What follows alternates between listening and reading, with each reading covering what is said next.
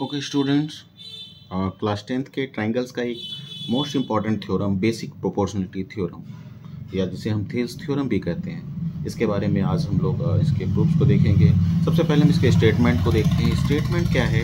If a line is drawn parallel to one side of a triangle to intersect the other two sides in distinct point, the other two sides are divided in the same ratio.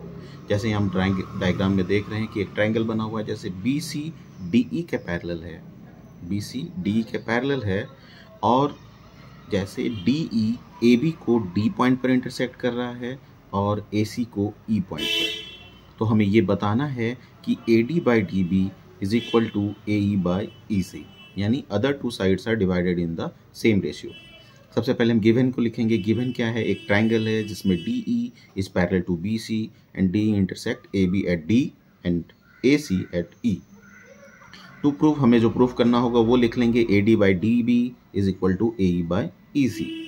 Construction में सबसे पहले हमने D M perpendicular A C, यानी D से M point तक हमने perpendicular draw किया ए C पर, और E N perpendicular A B.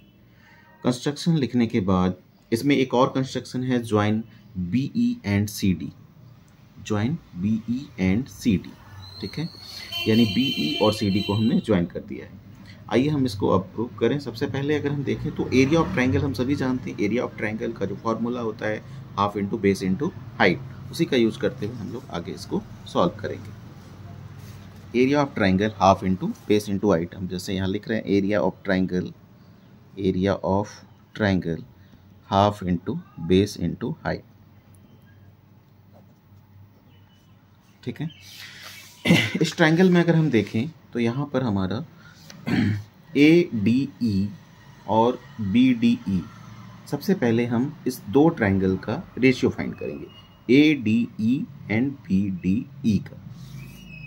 यहाँ लिखेंगे area of triangle A D E by area of triangle BDE। Area of triangle ADE, तो सबसे पहले अगर हम देखें इसमें ADE में, ADE इसमें अगर हमने बेस AD को लिया है तो हाइट हो जाएगा EN, ठीक है। तो यहाँ लिखेंगे हम half into base AD into height हो जाएगा EN, ठीक है। BDE में, BDE में बेस हमने DB को लिया है, DB को हम बेस लेंगे तो हाइट हमारा, यहाँ पर ध्यान देने की बात है क्योंकि ये अगर हम ट्राइंगल देखें DB अगर हम बेस को लेते हैं तो परपेंडिकुलर डिस्टेंस ही हमारा हाइट होगा, तो E पॉइंट से परपेंडिकुलर डिस्टेंस इसके बेस पर N होता है, यानी EN इसका हाइट होगा। तो हम लिखेंगे AD half into AD DB, इस ट्राइंगल का जो बेस होगा DB इंटू EN। गुड। अब हाफ और हाफ कैंसिल, EN और EN कैंसिल, तो हम क्या लिख सकते हैं? Area of triangle ADE is equal to, और एरिया ऑफ ट्राइंगल BDE, यानी इन दोनों ट्राइंगल का ratio is equal to AD by DB। यहाँ इक्वेशन 1 होगा, ठीक है। अब अगली बार हम यानी फिर से इसी ट्राइंगल को यानी ADE को लेंगे, लेकिन इसके बाद जो हम ट्राइंगल दूसरा ट्राइंगल लेंगे वो DEC होगा, ठीक है।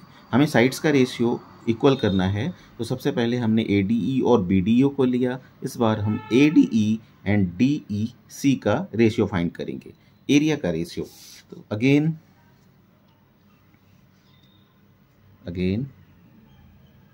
एरिया ऑफ ट्राइंगल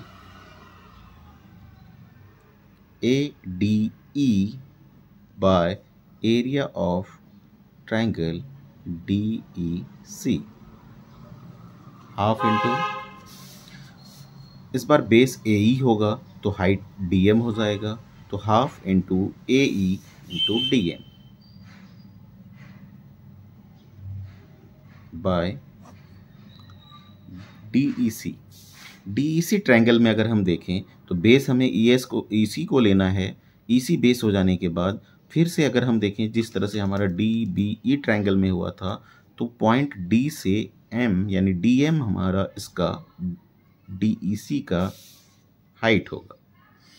बेस हो गया EC एंड DM इसका परपेंडिकुलर डिस्टेंस। जैसे DEC ट्रायंगल में देखें, पॉइंट D से परपेंडिकुलर डिस्टेंस इसके बेस तक का DM बताता है, इसीलिए इस DEC ट्रायंगल का जो DM होगा वो हाइट होगा। DM cancel, half and half cancel, तो एरिया ऑफ ट्रायंगल आ जाएगा ADE, area of triangle DEC, दोनों का रेशियो AE/EC। अब अगर हम दोनों इक्वेशन में ध्यान दें यहाँ, तो इसमें क्या हो रहा है कि area of triangle ADE by area of triangle BDE equal to AD/DB and area of triangle ADE by area of triangle DEC equal to AE/EC।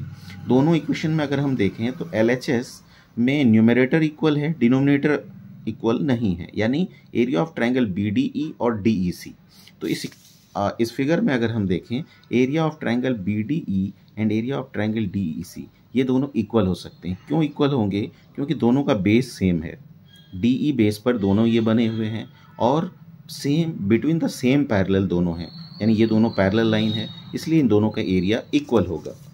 क्यों इक्वल होगा? हम यहाँ लिख सकते हैं area of triangle BDE, area of triangle BDE is equal to area of triangle DEC, area of triangle DEC। Reason देना होगा हमें, area of triangle of same base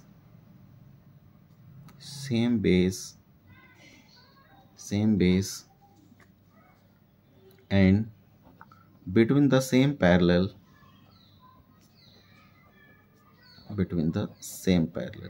बस ये अगर हम यहाँ पर लिख देंगे तो ये हमारा क्लियर हो गया कि ये दोनों ट्रायंगल इक्वल हैं। अब अगर हम दोनों इक्वेशन में देखें तो LHS हमारा इक्वल हो जाएगा। क्यों? क्योंकि BDE और DEC इक्वल हो गए हैं। तो हम लिख सकते हैं फ्रॉम 1 एंड